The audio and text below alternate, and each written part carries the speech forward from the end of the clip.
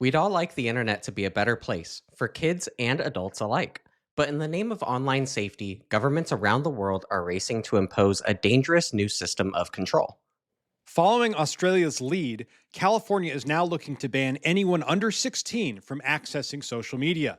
That means putting much of the internet behind an age gate, a checkpoint that forces every user, regardless of age, to hand over even more sensitive information to tech companies. Are age gates the silver bullet to the internet's problems they're being promoted as?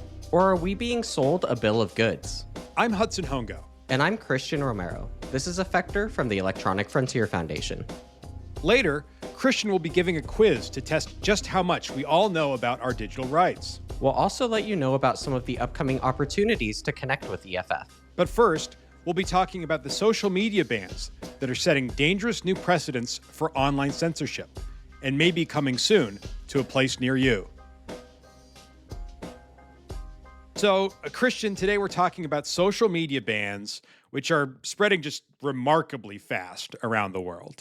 Yeah, I don't know if some mass memo email went out to every single lawmaker across the globe, but they're everywhere at this point.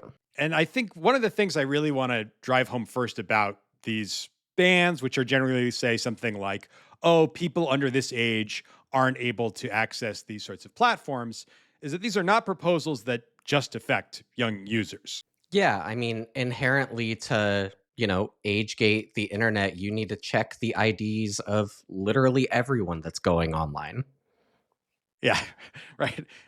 There's no other way to do it, right? I mean, there's all these sort of different schemes, different regimes that have been proposed, but fundamentally, you're like checking the identity of everybody who goes through that door, whether it's with an ID.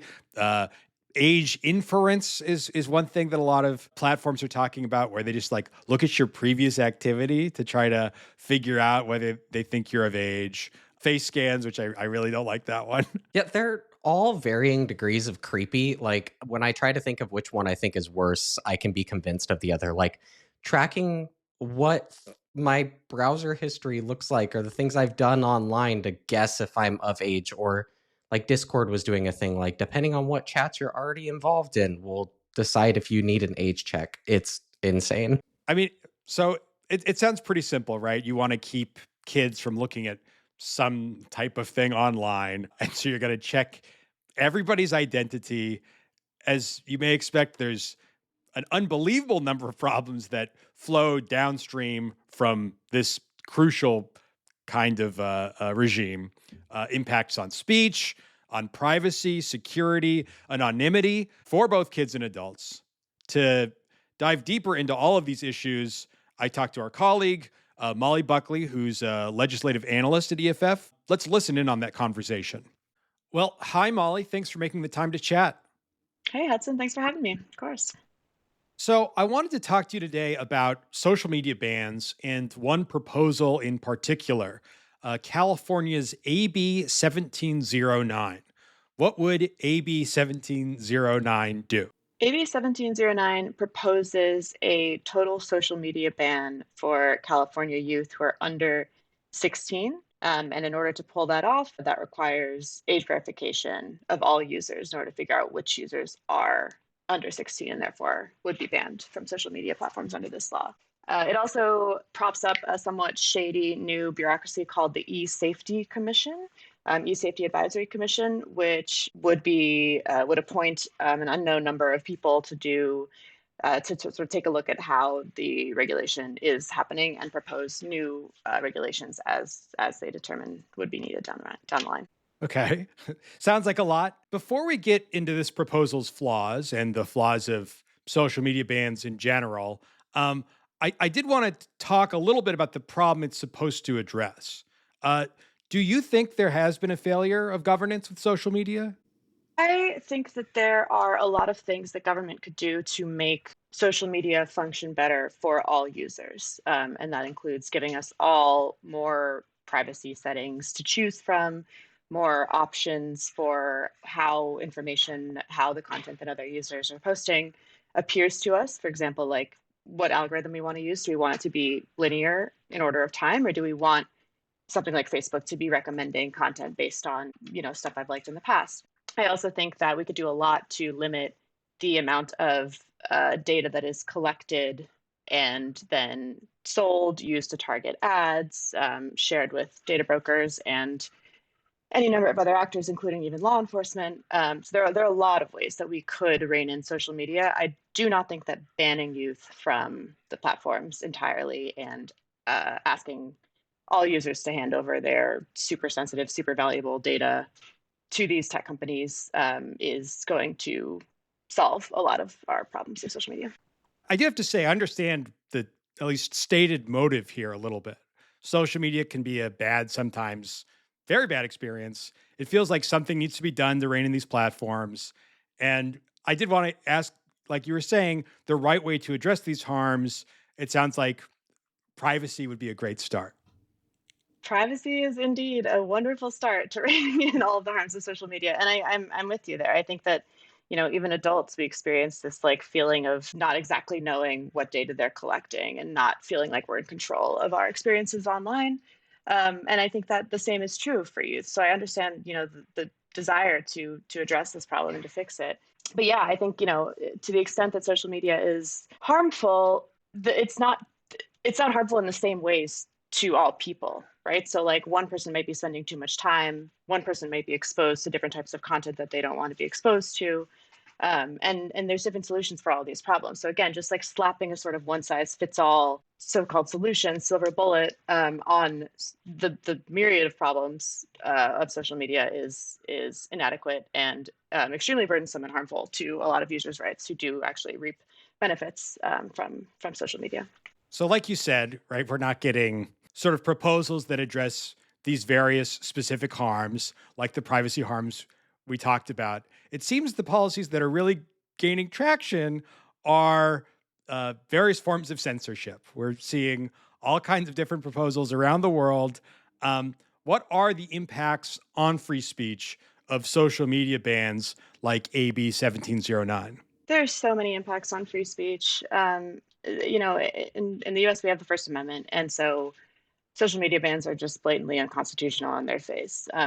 Adults and young people have First Amendment rights. There's no kid exception to the First Amendment. There are only very, very narrow exceptions to young people's First Amendment rights. And these laws will affect both young people's First Amendment rights and adults' First Amendment rights. So in addition to obviously barring anyone under 16 from social media, which is a whole different thing. We can talk about all the harms with that.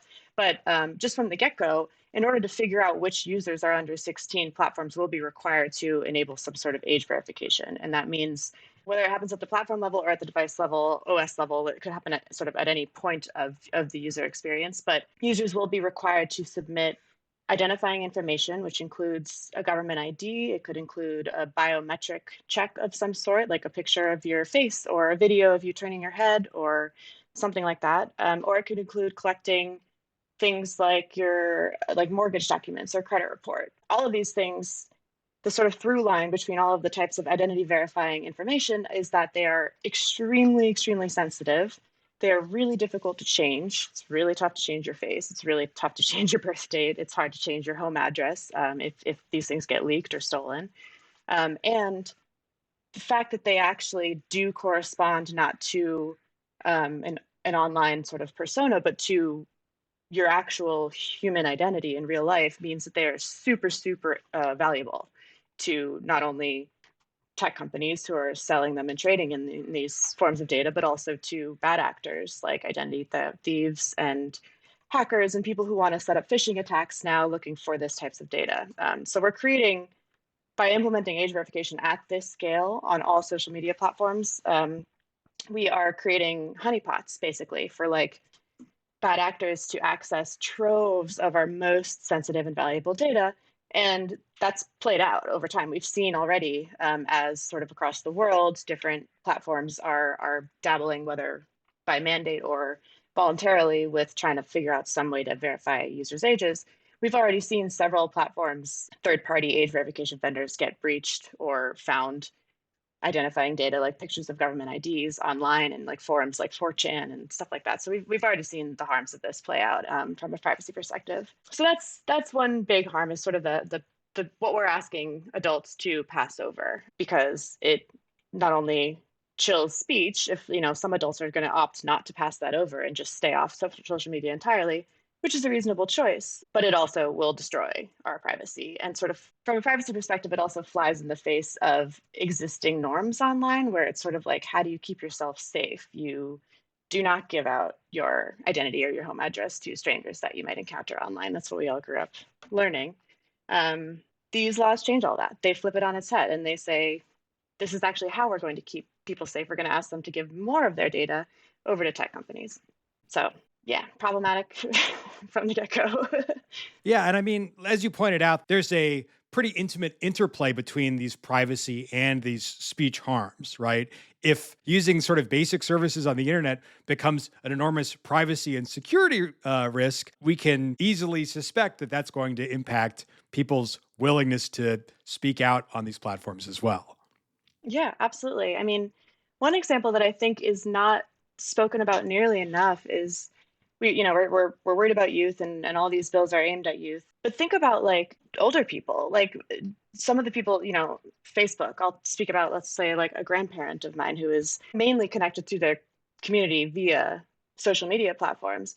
And it is tough to walk them through the basics of how to use a phone and how to determine the difference between a legitimate request for something and a scam. And so now imagine trying to walk like my grandma through Facebook's request to upload their ID. And I think that's an impossible barrier to get through, right? It's going to be really tough for elder people to tell the difference between a legitimate request for a government ID and a picture of your face versus a phishing request from any sort of scammer looking for that information. And so we're just creating like massive scams that I think will end up keeping a lot of people off of the internet. And like you said, these age gates by necessity will require new requirements for everyone, every single person, adult, elderly, youth, whatever, that the new sort of baseline of using these fairly basic services now would be handing over incredibly sensitive information.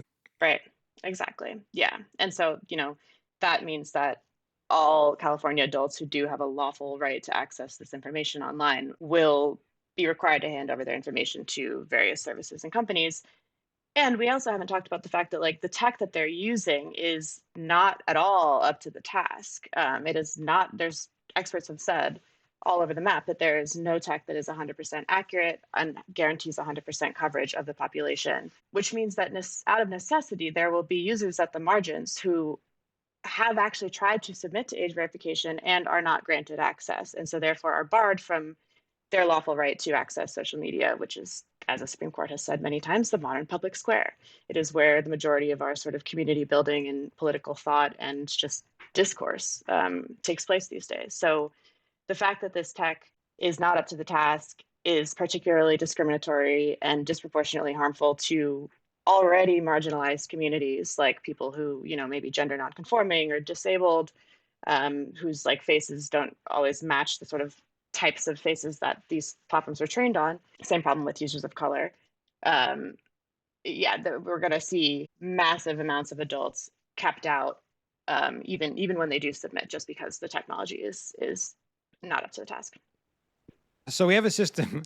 This is meant to sort of protect against specific harms to very young people. Instead, it imposes something on every single user. From that, we get all of these privacy, security, and speech harms.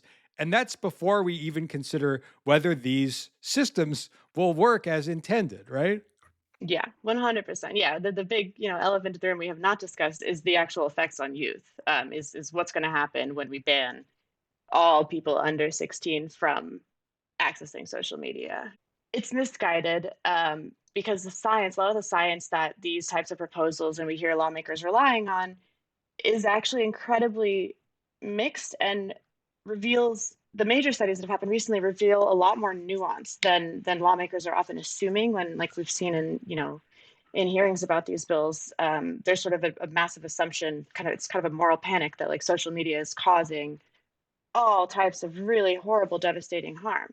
And I'm not here to say that those aren't true on like an anecdotal one by one basis. Of course, there's as much harm happening there as there is in real life. You can't really predict when that'll happen or keep it all from happening. However, the studies that we've seen that are like studies of massive amounts, like I saw a study recently of 125,000 youth, they actually reveal that yes, there can be harm at the higher ends of use and at no use of social media as well. So it's kind of a U curve where we're seeing harmful impacts not only at excessive amounts of use, but also when access is completely cut off.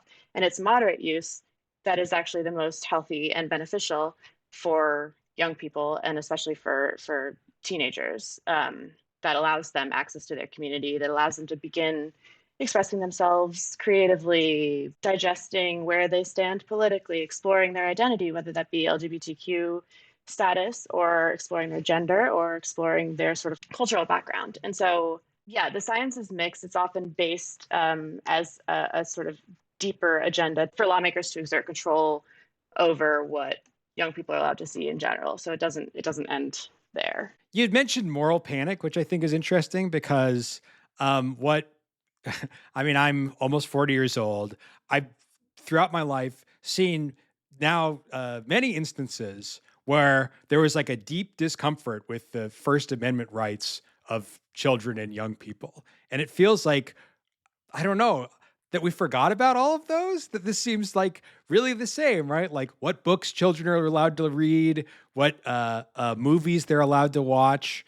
I mean, like you said, there isn't an age requirement on the First Amendment. Totally. Yeah. Yeah. And I think you're right to name that, especially with book bans. Like somehow we're seeing sort of the same types of groups who have stood so vocally against book bans completely embrace social media bans with open arms in some cases. And it's like the logic just doesn't carry. In both cases, we're sort of taking decisions that should be made by families, by educators, within the home and putting it straight into the hands of the government. So it's like overreaching into parenting itself.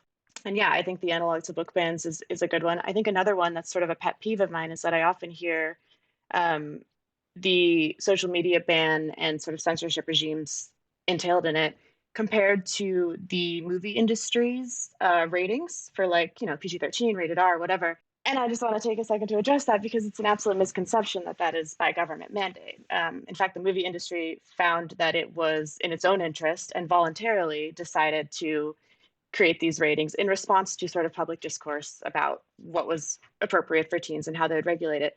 I think similarly here, if the social media platform is to, and many of them do, the vast majority of them do already have these sort of like kid settings or kid account or parental controls already baked into their software. And it is in their economic interest to draw consumers to their services to make it more safe and to make it more customizable for parents and families and just any individual to be able to choose what experience they want.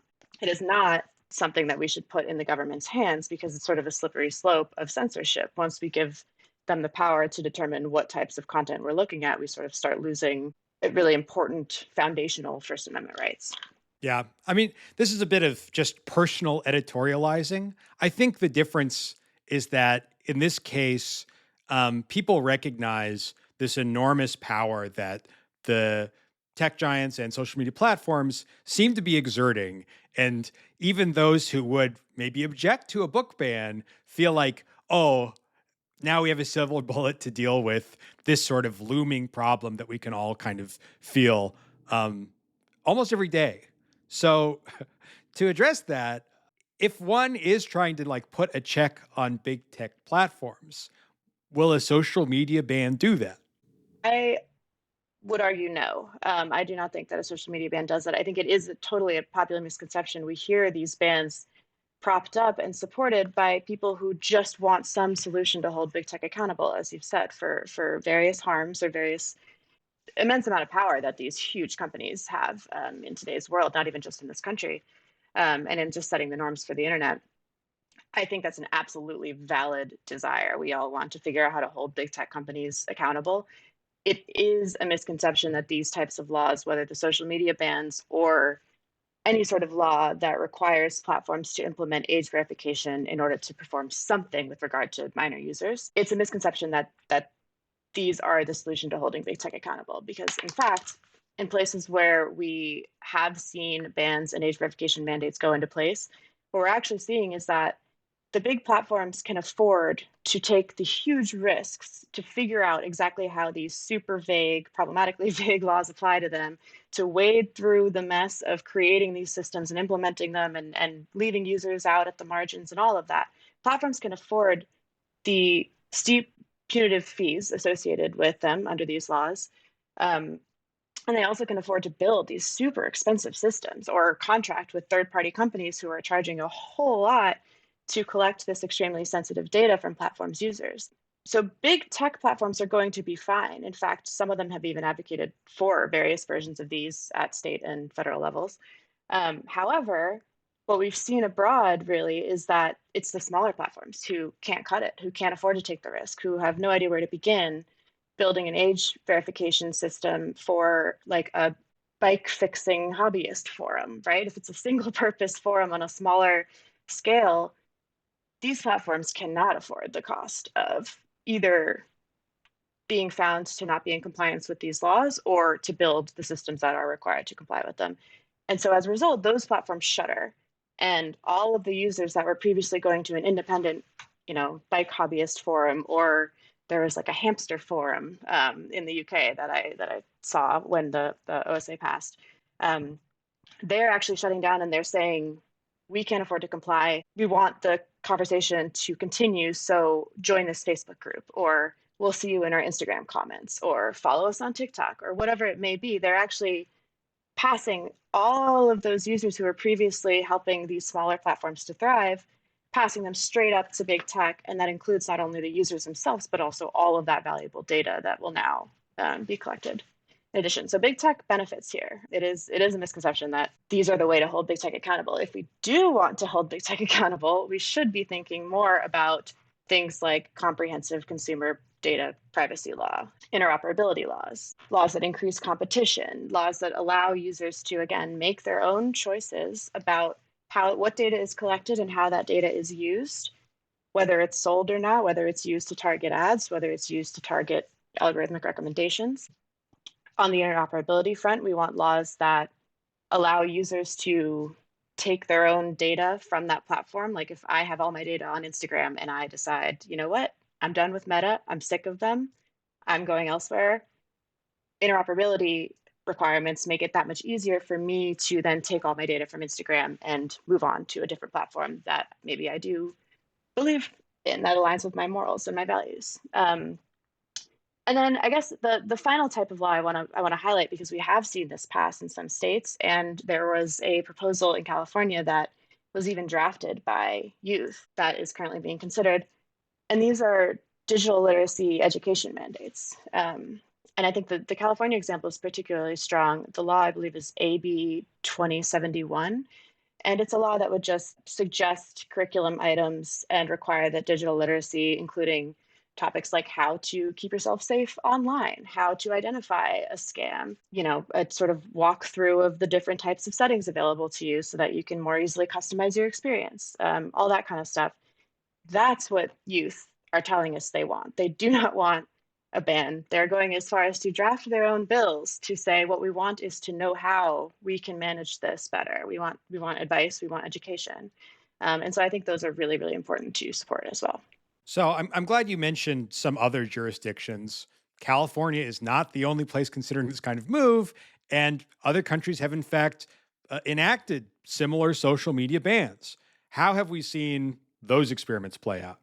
They are not going well. The one that we've had eyes on, though this has happened in a number of different countries, Australia's has been particularly notable because they were considering it for a while.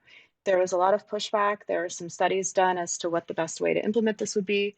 And even so, as it rolled out this year, we've seen that, number one, the calls to kids' helplines for mental health problems have skyrocketed because kids are just automatically, drastically without any of the sort of resources or community that they had to help them through that kind of issue. So helpline calls have skyrocketed.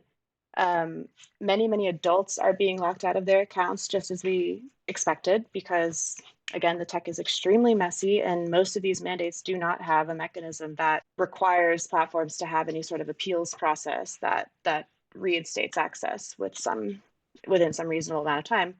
Um, and then finally, kids have workarounds. A lot of these laws cause immense problems for families with shared devices. We are seeing that many kids were able to just create other accounts. We saw VPN use soar in Australia and anywhere else that these age mandates have taken place. And then, yeah, I was just reading an article that said that most kids were just able to create other accounts and find other means of accessing the same content. So we're just sort of muddying the waters here. Another big problem about that is that, especially in the US, if the social media ban were to pass, that doesn't mean that it's going to meaningfully keep youth off the internet or off the social internet.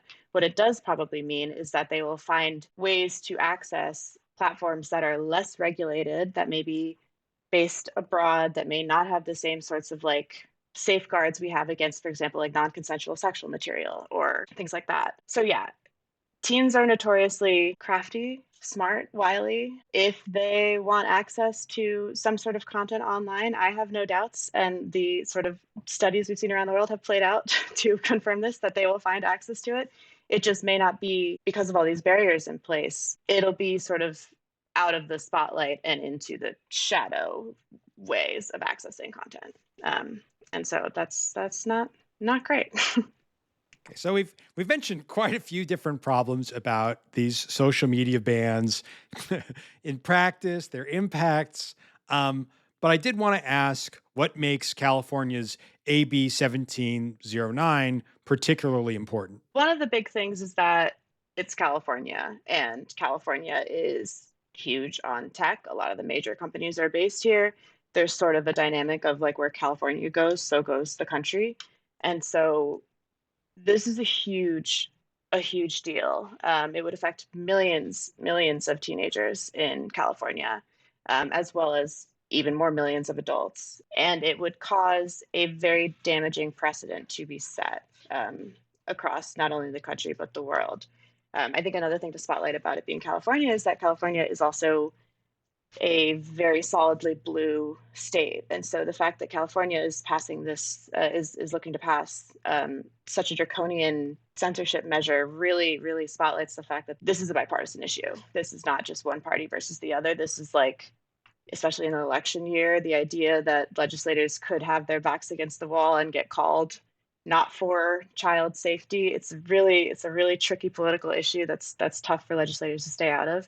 And so I think we, as especially as Californians, but just as caring people, need to be particularly vocal, whether we're parents, whether we're youth, whether we're activists, whether we're just on the internet for fun, doesn't matter. I think it's really important to speak out about the other things that we want to see that would hold tech companies accountable, that could achieve those goals without depriving our young people of their right to participate in modern society. Well, Molly, I do have to point out I am not a Californian. I want the record clear here, but it is true. I can see if, people haven't thought about this issue as deeply as you or others, right? It might sound pretty good on the surface, right? This magic solution to the problems that we talked about. And if you haven't considered it, it seems like a lot of different sort of politicians will end up in this place. So I understand that this bill in particular could be voted on very soon. What can our listeners do? Go to our website at act.eff.org and you will find an action set up to help you email your California lawmakers to tell them to vote no on this bill. That is extremely important. Again, include your personal experience, tell them why specifically you may, as a parent, as a youth, as whoever you are, do not see a reason to ban all youth from social media in our attempts to rein in big tech. Email your legislators and tell them to oppose this bill. It's extremely important. It's extremely urgent. Your voices will go a very long way with lawmakers right now because they have told us directly that they feel like they're just hearing from parents who just want them to do something about social media. And so we really need them to hear the message that this is not the thing we want you to do about social media. Well, thanks again for stopping by, Molly. Sure. Thanks for having me, Hudson. So, Christian, how are you feeling about all of this? I mean, it's pretty scary. Anytime I talk to people, at all the conferences I go to, everyone's pretty worried about this. And I think the thing that makes age verification feel so scary is like, you go to a bar or something, your ID gets checked. It's like, take a quick glance, throw the ID back at the person. This is like, we're taking your ID and we are putting it in a database, and you don't really know what's happening with it after that. And I think people, rightly so, are pretty freaked out by it. Right. I mean, inherently, the way that data works is they're not handing it back; they're copying it in some way, and it's like, right, if you. Also, I will note that this is not to access like a club or some sort of something else. It's like you're trying to walk into a library. They take your ID and like hand you back like a copy of it. It's like, what do you do with that? Yeah, I mean, I think it's important to talk about like the how this kind of relates to real life scenarios, because it you know, sometimes it's really hard to push back on laws that are aimed to protect kids, let's say, or it's like everyone wants that. Of course, like there's a reason why these laws are being pushed. People feel like something needs to be done to protect kids from risky things online, which sure. But this is obviously not the right way to do it. Right. It sounds kind of simple, and I think that should actually trouble people, right? Like, oh, I just an easy fix. I do get that people need something to be done. There's the sense that the internet, dominated by these big platforms, is not serving our best interests. There's a lot of harm that comes from that, and we'd like a change of some kind. But it's really alarming that this is the incredibly flawed solution that everyone seems to have arrived at. Yeah, totally. And I think the thing that makes it more frustrating is EFF has proposed other solutions, ones that would protect everyone, which, like, we beat this drum all the time, but like a strong privacy law for everyone would fix like 90% or more of the problems that people are facing right now. I guess it's not surprising, but it's disappointing that most of the proposals we see moving quickly are ones that impose, various costs on users, put more control in the hands of government, and ultimately like additional control in the hands of large entrenched tech platforms. And the thing that we talk about, the thing that I think about personally, right, is the business model. That some of the most problematic parts of the internet we use today is that way because it's working on a surveillance-based business model. And we could be addressing that in one way or another, right? These dark incentives that have created the dysfunctional parts of the internet as we experience it. And instead, the answer that these politicians globally, everywhere around the world, seem to have arrived at is, no, let's not. We like, surveillance-based advertising, that's fine. In fact, our solution is going to be even more surveillance. While at the same time being like, we hate big tech companies and we need to rein in these big tech companies. But let's keep doing things that are going to harm the smaller sites, and, let's enrich the business model that these tech companies are using. Well, it has been disappointing to see these proposals proliferate, but the time to act is now.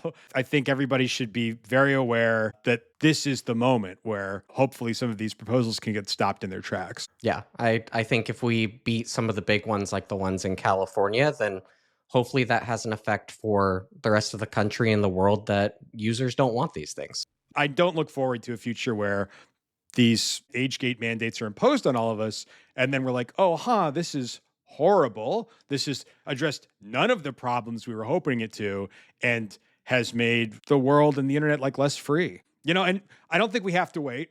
We can look at what's happened in the UK, what's happened in Australia, seeing really how unsuccessful this intervention has been, and stop it before it proliferates. Quick break to remind you, EFF is a member-supported nonprofit, and your support is what makes this work possible. If you want to help EFF push back against age verification measures across the globe, head to EFF.org/podfan. For as little as $10 a month, you'll get our latest member t-shirt and join the community of over 30,000 EFF members fighting to make sure technology works for everyone. That's EFF.org/podfan. One more time, EFF.org/PODFAN. All right, back to the show.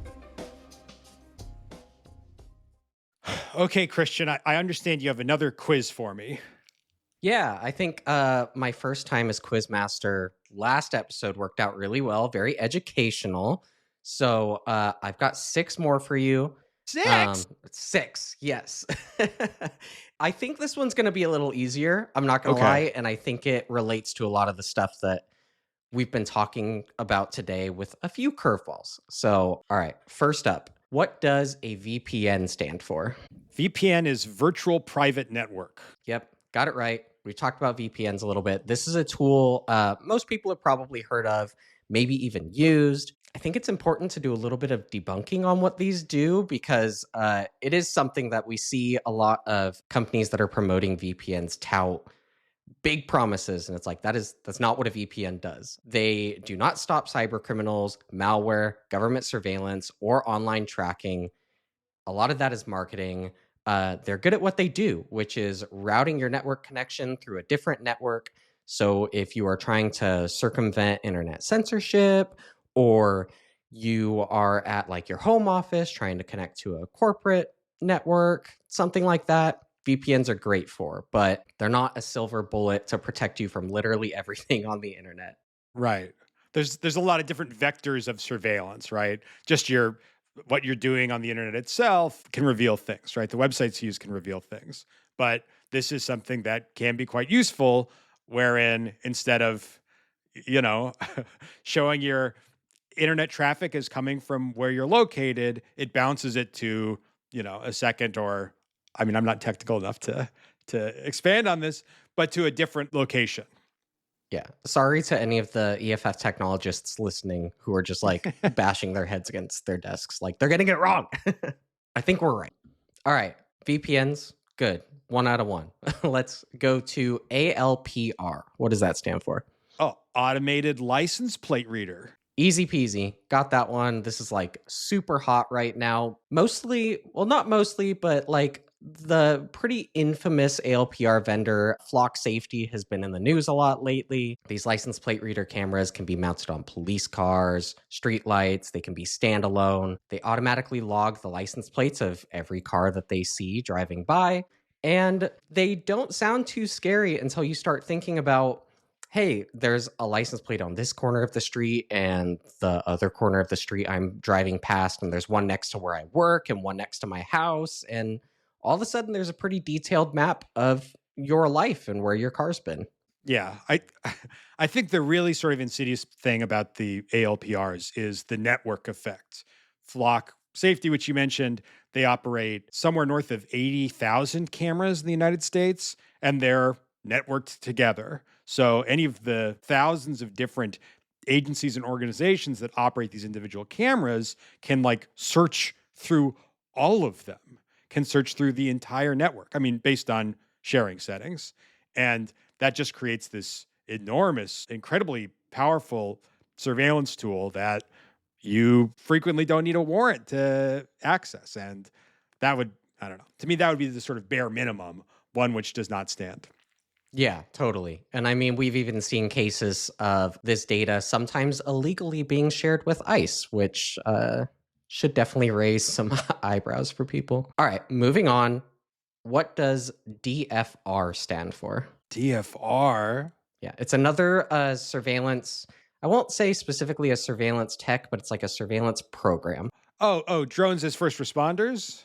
Yeah. That one's a little more like, what the heck? Yeah, drones as first responder. This is a newer thing we're seeing. It's a program where police departments are deploying drones to a scene of a 911 call, sometimes at the same time or before or instead of a police officer. The big concern is like these drones with cameras can capture footage of everyone, including people who have nothing to do with the original call.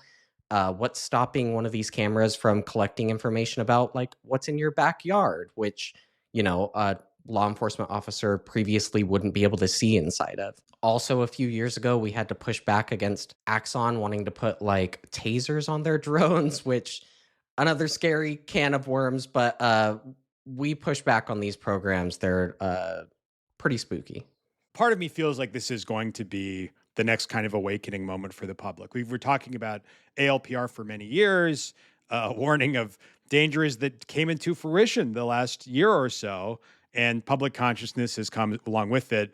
Drone as first responder checks a lot of the same boxes. I think the law enforcement use of these like unmanned aerial vehicles, people are really going to start thinking about this and examining what their local police might have already signed. And I mean, I don't think we can get into it yet, but Christian, I do think that like the weaponized domestic law enforcement drones is going to be a big conversation in the years to come. Yeah, totally. I think that this one will get a lot of public conversation too when more people are seeing, why is there something flying in the sky, like looking at me? Like I feel like people are already freaked out just seeing random license plate readers popping out of nowhere, but like something flying like in their line of sight is pretty concerning. All right, moving on. You're doing great. Another surveillance tech, FRT. Oh, facial recognition technology. Yes, yeah. Some of this stuff is like, maybe that's not actually an acronym, but I wanted to talk about it. So this is one of the few technologies that EFF like outright calls a ban for government use of. That's just because facial recognition technology is so scary. You cannot really easily change your face. And it is really inaccurate, especially for women, people of color. I hate it. And it's something that we're also seeing a lot of with these age verification mandates. Not a fan. Yeah, I don't want to have to change my face because it gets leaked or misused by someone else or whatever. That would be really inconvenient. Really inconvenient, cost prohibitive. Yeah, no. All right, we got two more. You're 4 for 4 so far. Throwing a curveball for you, when I talk about a lawsuit and it's called Alice, do you know what lawsuit I'm talking about? Oh, Alice. Which one's Alice? I'm going to edit this out. I'm going to edit it. I'm going to give you like, why don't you remind me? Yeah, that's what I'm going to just give a pause. I'm going to say, why don't you remind me, Christian?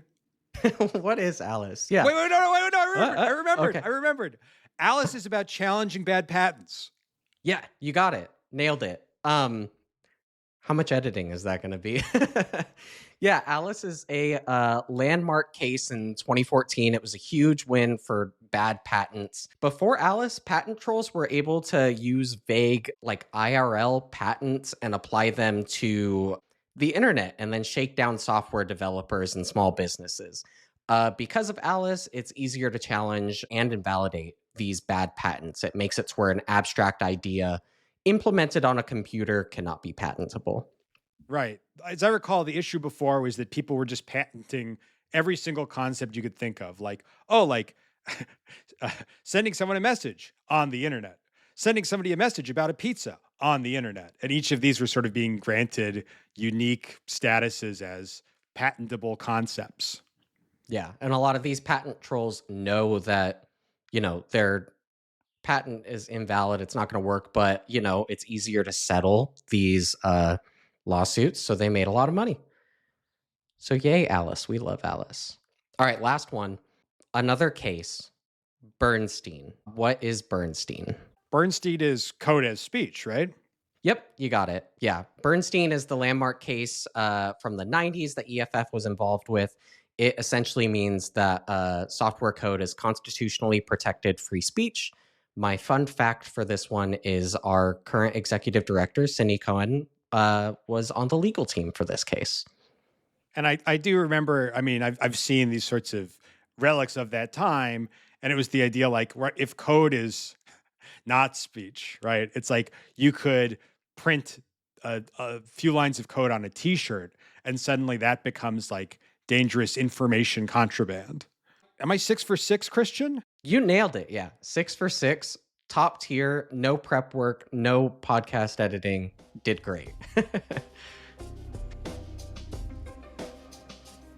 And now, events and opportunities. Christian, how can people connect with EFF in the weeks to come? Yeah, the book tour for Privacy's Defender continues. Next week on Wednesday, May 13th, you can catch Cindy Cohen in San Francisco with Adam Savage to discuss her book and the emerging battle over AI surveillance. The day after, on Thursday, May 14th, we'll be hosting our next Affecting Change livestream.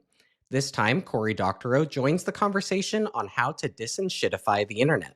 And at the end of the month, on May 26th, EFF members can hang out with their fellow digital freedom supporters for our Bay Area Members Speakeasy. We're teaming up with Women in Security and Privacy to have an in-depth conversation with Cindy about Privacy's Defender. Current members should be on the lookout for an email invite. And of course, you can learn more about all of these events and other ways to see EFF at EFF.org/events. Thanks, Christian. Well, that's it for this week's Effector. Effector is a podcast by the Electronic Frontier Foundation, the leading nonprofit defending online civil liberties. Our music is I Dunno by Grapes. EFF promotes digital innovation, defends free speech, fights illegal surveillance, and protects rights and freedoms for all. Become an EFF member today at EFF.org/podfan.